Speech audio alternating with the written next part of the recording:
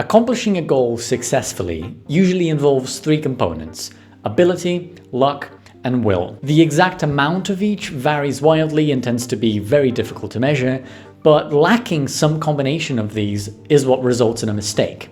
So not being able to do the thing, circumstances being stacked against you, and or not caring enough to try as hard. Your will, that is, how much you want or need something to get done, defines what has priority when managing time and resources, what actually goes to be achieved, and what can be discarded. For example, sometimes the things we want get thrown to the side because something else needs attention first. But I exclude will when reflecting on mistakes, because I think that if one doesn't want or need a thing to happen, it's irrelevant whether it's accomplished or not. So will is assumed. That leaves us with luck and ability, which are notoriously very difficult to separate, because most times we don't even know which parts of a situation we did and did not have control over. For me, that's what reflecting on mistakes means. It's figuring out the causes of why a certain situation did not go as intended,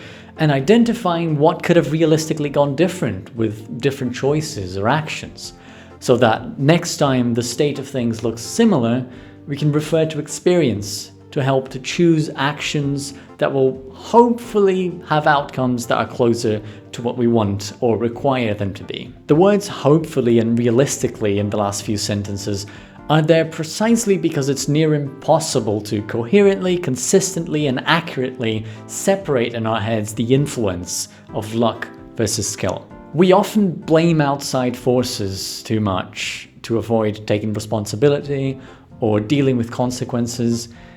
And we also blame ourselves too much for things like not considering a very specific edge case that had no actual chance of happening but somehow ended up happening. And we do both at the same time. Human minds, what a wonder. Here's an example. Sometimes a situation happens in your life that wasn't exactly directly your fault, but you put too much trust in an institution or in people or in a system to meet a critical deadline. Credible institutions, capable people, nothing required was outside of the ordinary. You had no reasons to believe that things wouldn't go smoothly. In fact, you were explicitly told things would go smoothly. There's no need to worry.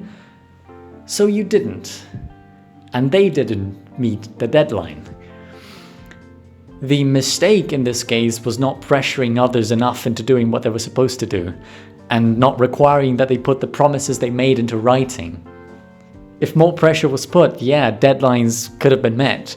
If the promises were in writing, then you would have proof that the deadlines were missed due to no fault of your own. Should one then never trust anyone to do anything without constant pressure or an official contract holding both parties liable in case that their end of the deal isn't met? I don't think so. How healthy would it be to live a life where you are the one burdened, not only to accomplish what you're required to, but also to ensure everyone else does that too? Shouldn't people be more responsible in general, especially when it comes to critical aspects of somebody else's life? Yes. In an ideal world, yes. But people make mistakes. People are incompetent. People bite more than they can chew. And sometimes you face the consequences for being naive, for believing that people will do what they're supposed to do. But also, who's to say what happened to the people you trusted and didn't deliver? Why they made the mistakes they made? What parts of it were in fact unavoidable? Was it your fault to trust? Was it their fault for telling you they could be trusted? The point is mistakes are complex. But every time it happens. The point is mistakes are complex, especially when involving communication and multiple people and dependencies, when any part of an intricate chain can fail at any moment for any reason. Some of the reasons are under our control, some are not, and we often don't know which is which. But we're human beings, so every time it happens, we can look at it, try to balance our tendencies to simultaneously blame everything on others and blame everything on ourselves.